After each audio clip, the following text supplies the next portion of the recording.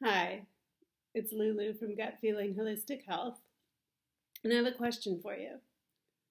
Do you love traveling, or do you find it completely chaotic and destabilizing, or maybe something in between? For me, it's something in between. Love it, super juicy adventure, fun, open, new, yay! And I find it really challenging to stay balanced and even with my energy and my attitude while I'm traveling. So, with the help of these two little guys on either side of me, I wanted to talk a little bit about the things that I do to try to stay grounded in the midst of the chaos of travel. Yeah, kind of underlining it for myself this morning and also maybe sharing some tips with you. So, the very first thing I have to offer about that is to start the day with really clear intention. I tend to do this before I even get out of bed. Set my intention for the day. And this can happen even on the road, right? We don't have to throw away those parts of our routine that are really rich and nourishing just because we're in transit. So just like any morning, before I step foot out of bed, I remind myself, what do I want to do today? Well, I want to show up with a trusting and open and kind heart.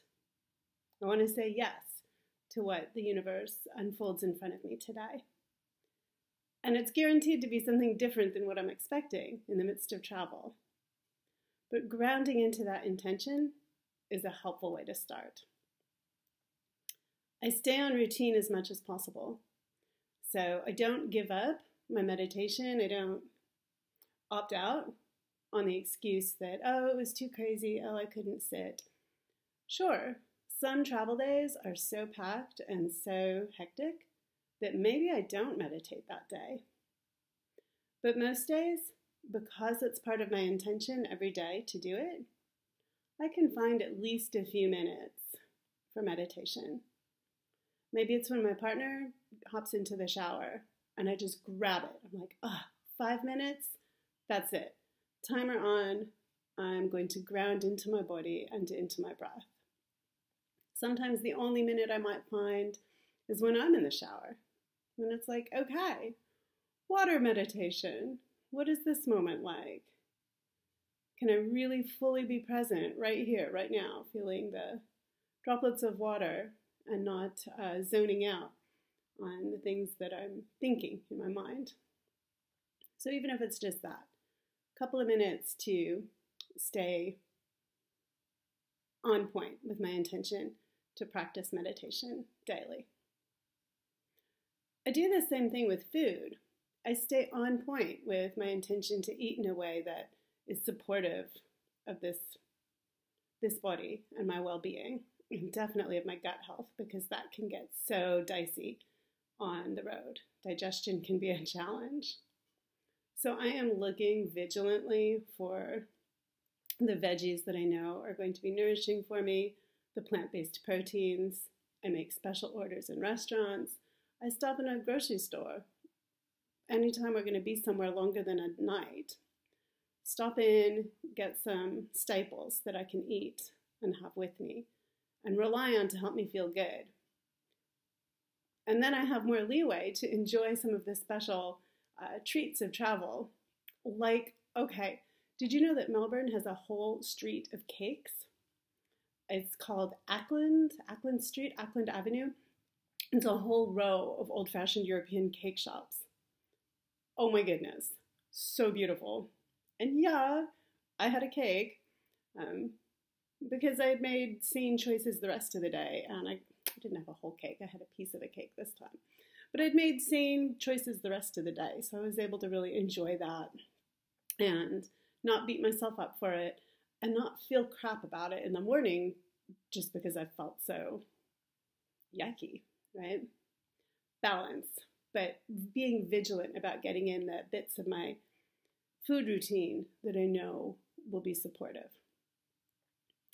When I'm traveling, I look for opportunities to do a couple of particular kinds of field trips besides going to grocery shops. I visit cemeteries when I can. Yeah, that's my kind of tourism, I guess, is going to a local cemetery in town, getting a sense of the history of a place, how old a city might be based on how old the cemetery is, who are the people who used to come here, what kind of names from what parts of the world, and grounding into the ephemeral truth of my life, that I'll be in that kind of plot one day. Well, I'm not actually planning on being buried, but I mean, I'll be there one day myself. So I want to show up today with full presence and full aliveness. And I find that can really give me not only a different window on a city I might be visiting or a town I might be visiting, but it keeps me really sharp and really present right here in this moment. And the other field trip I like a lot are going to different Dharma groups or meditation centers. We went to one yesterday that is not in the style of Buddhism I practice in.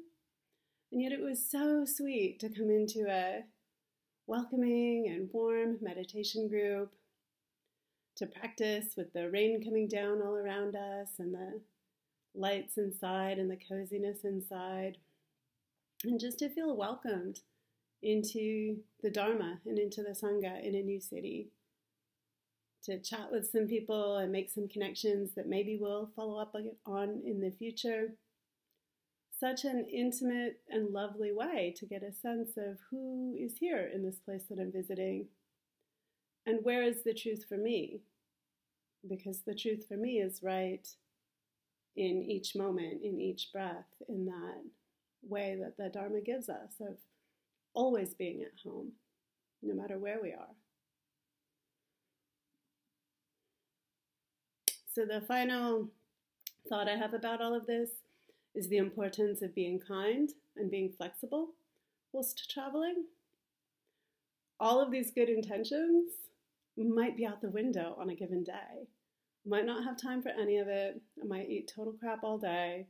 And I might be in and out of a town before I ever even thought of taking a mindful breath, much less visiting a meditation group. So leaving a lot of room to be gentle and compassionate with myself for how challenging it can be to travel. And just using that practice of, wow, can I be kind to the waiter at this restaurant serving this greasy food that is going to give me a bellyache later? Can I be patient in transit hubs, at the train station or the airport? So much tension and stress in those moments of transition. Can I just show up in queue in the airport, practicing metta, practicing friendliness and loving kindness toward everybody in line around me, who, many of whom will look frazzled and hectic and stressed by everything travel has to offer. And I can just be present, be there in my intention toward kindness and friendliness. And that might be it. That might be my practice for the day. If there's any little tips you know about in regards how you stay grounded in your spiritual and emotional intentions whilst you're traveling, I would love to hear about them. Please leave a comment in the box below. And wherever your journeys take you today, whether you're going somewhere far, far away or just cozy at home and in your home terrain, here's wishing you, kindness and patience and groundedness today. Thanks.